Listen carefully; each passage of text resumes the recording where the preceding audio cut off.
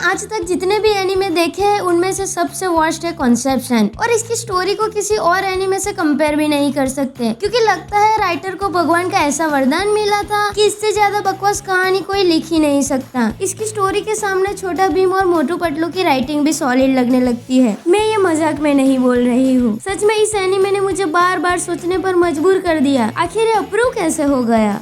Anime शुरू होते ही हमारे मेन कैरेक्टर इत्सुकी की कजिन माहिरू उसे अकेले में मिलने बुलाती है और बताती है कि वो प्रेग्नेंट है, और बताने वाली होती ही है कि बच्चे का बाप कौन है। लेकिन उसी एग्जैक्ट मोमेंट पे एक मैजिकल पोर्टल खुलता है और दोनों सीधा दूसरी दुनिया में टेलीपोर्ट हो जाते हैं। वहाँ पहुँचते ही माहिरू के मुँह से एक अजीब सी जादुई चीज निकलती है जो एक्चुअली मॉन्स्टर है। फिर हमारे मेन कैरेक्टर को एक मैजिकल स्वॉर्ड मिल जाती है, वो मॉन्स्टर को हरा देता है। पता नहीं भाई स्वॉर्ड हाथ में आते ही बंदे ने तलवार चलाना कब सीख लिया। और फिर हमें पता चलता है कि मॉन्स्टर को हराने के बाद दोनों को राजा के पास ले जाया जाता है। राजा कहते हैं दुनिया का फ्यूचर अब तुम्हारे हाथ में है, अगर घर वापस जाना है तो पहले दुनिया बचानी होगी। और सोचो उसकी स्पेशल पावर क्या है, स्ट्रेंथ, मैजिक या फिर कोई एंशिएंट प्रोफेसी? नहीं, उसकी स्पेशल पावर है हरेम। उसे 12 स्टार मेडन के साथ बॉन्ड बनाना होगा ताकि स्टार चिल्ड्रन पैदा हो सके जो मॉन्स्टर से लड़ेंगे और दुनिया को बचाएंगे। और हमारा हीरो वो भी ज्यादा सवाल किए बिना मान जाता है क्योंकि उसे घर भी जाना है और माहिरो की भी हेल्प करनी है। सच जेंटलमैन हीरो। फिर इत्सुकी बेड पर बंधा हुआ दिखता है और उसे समझाया जाता है कि मॉन्स्टर्स को इम्प्योरिटीज कहते हैं और स्टार मेडन्स के पास उन्हें लड़ने की स्पेशल पावर होती है। बट फिर पता चलता है कि माहिरो भी उन 12 मेडन्स में से एक है और उन दोनों का लव रिचुअल परफॉर्म करना पड़ेगा।